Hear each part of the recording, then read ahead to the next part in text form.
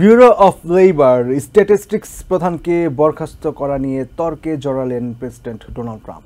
শুক্রবার হোয়াইট হাউসের বাইরে এক প্রশ্নের জবাবে ট্রাম্প বলেন, বিএলএস কমিশনার এরিকা ম্যাকএন্টারফার রাজনৈতিক উদ্দেশ্যে গত মাসের কর্মসংস্থান প্রতিবেদন হেরফের করেছেন, তাই তাকে বরখাস্ত করা হয়েছে।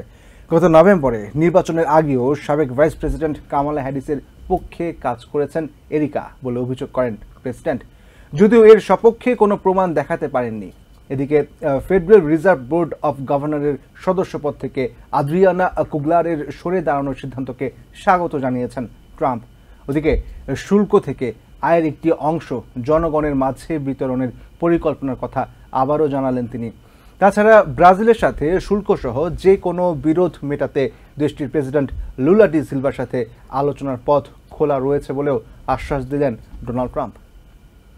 ওভাল অফিসে বসার পর দেশবাসীকে একের পর এক অর্থনৈতিক উন্নয়নের খবর দিয়ে আসছিলেন প্রেসিডেন্ট ডোনাল্ড ট্রাম্প, কিন্তু শুক্রবার বিনা মেঘে বজ্রপাতের মতোই ব্যুরো অব লেবার স্ট্যাটিস্টিক্সের জুলাই মাসের কর্মসংস্থানের প্রতিবেদন আঘাত হেনেছে হোয়াইট হাউসে।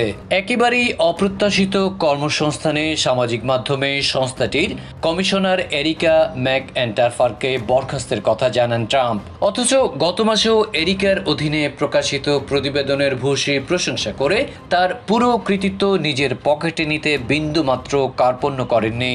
এমন এক প্রেক্ষাপটেই শুক্রবার হোয়াইট হাউসের বাইরে প্রেসিডেন্টকে চতুর্দিক থেকে প্রশ্নবাণে জর্জরিত করেন সাংবাদিকরা।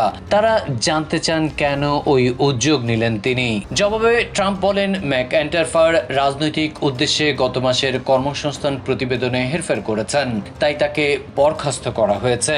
গত নভেম্বরে নির্বাচনের আগেও সাবেক ভাইস প্রেসিডেন্ট কামালা হ্যারিসের পক্ষে কাজ করেছেন এরিকা বলে অভিযোগ করেন প্রেসিডেন্ট, যদিও এর সপক্ষে কোনো প্রমাণ দেখাতে পারেননি।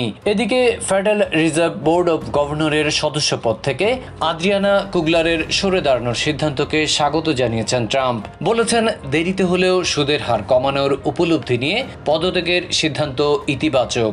অনেকদিন ধরেই কর্মসংস্থান প্রতিবেদন নিয়ে নিজের ভেতরে অসন্তোষ কাজ করছে জানিয়ে ট্রাম্প বলেন, দেশের অর্থনীতি দুরন্ত গতিতে এগিয়ে চলেছে। সে সময় বিভ্রান্তি ছড়াতেই এমন অপতৎপরতা বলে মনে করেন তিনি।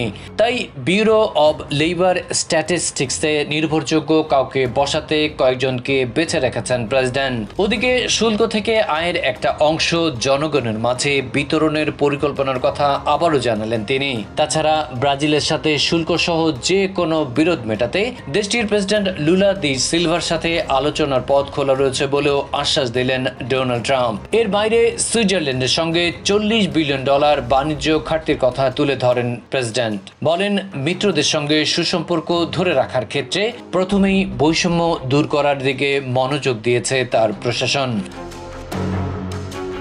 Adib Mohammad, TVN 24 news desk.